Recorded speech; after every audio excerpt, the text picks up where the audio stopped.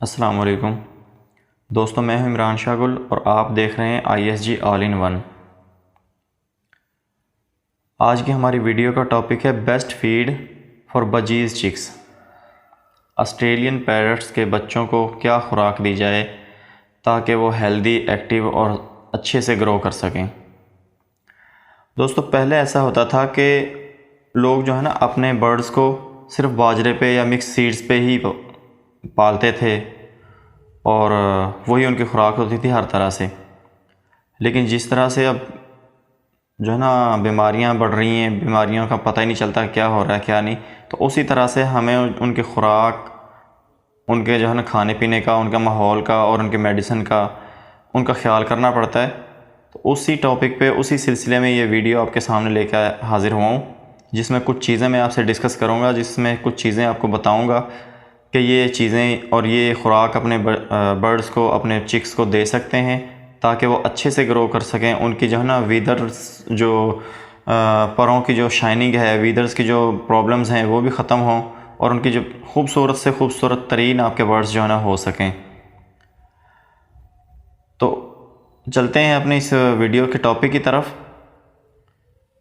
सबसे पहले तो ये है कि इस वीडियो को मुकम्मल देखना ताकि आपको ज़्यादा से ज़्यादा इससे फ़ायदा हो सके और कोई भी पॉइंट स्किप ना करें।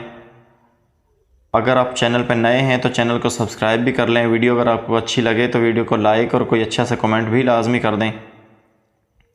तो दोस्तों, ये है हमारे टॉपिक की तरफ चलते हैं। ऑस्ट्रेलियन पैरट्स के बच्चों के लिए बेहतरीन खुराक क्या देनी चाहिए।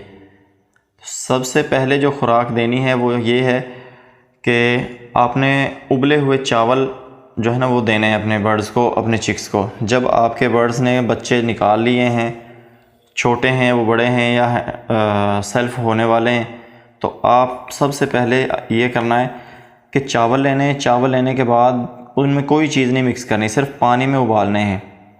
आप हाथ से उनको चेक कर सकते हैं, हल्का सा जो है ना नरम हो, बहुत ज़्यादा नरम नहीं होने चाहिए। हल्का सा नरम होने के बाद आप वो उतार के और उनमें हल्का सा पानी डाल के दोबारा उनको ठंडा कर लें, सादा पानी डाल के। फिर थोड़ा खुश्क करने के बाद अपने बर्ड्स को दे सकते हैं और ये बेहतरीन और नरम ग़िज़ा है आपके चिक्स के लिए भी और बर्ड्स के लिए भी। तो एक तो चावल हो गए। तो दूसरी जो चीज़ है वो ये है कि जी जो गंदम है, गंदम आपने लेनी है। गंदम लेने के बाद अगर तो सर्दियां हैं तो आपने वो भी बॉयल करनी है, अगर गर्मियां हैं तो वो भिगो के आपने देनी है। और तरीका सेम वही है, जिस तरह से चावल आपने बॉयल किए हैं इसी तरह से आपने गंदम बॉयल करनी है। बॉयल करने के बाद जब वो हल्का सा नरम हो जाए तो उसके बाद उसे निकाल के और हल्का सा पानी डाल के सादा उसमें खुश्क करनी है पानी के बाद। अब तीसरे नंबर पे है अंडा। सबसे बेहतर तो ये है कि अंडा देसी हो, और अगर देसी अंडा नहीं भी है तो आप जो है ना कोई फार्मी अंडा ही ले सकते हैं।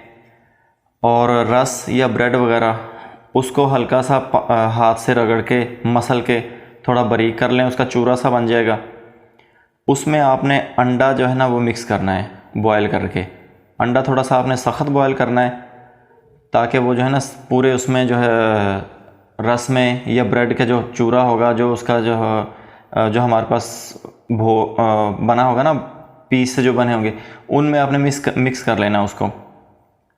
उसके बाद आपने ये अपने बर्ड्स को दे देना है। बहुत अच्छी खुराक भी है, ताकत के लिहाज से भी और वैसे भी सर्दियों में बड़ी ज़बरदस्त चीज़ है। चौथे नंबर पे है मूंग की दाल या साबुत मूंग। साबुत मूंग आपने बॉयल करके भी दे सकते हैं, आप कम से कम 24 घंटे भिगोने के बाद भी दे सकते हैं।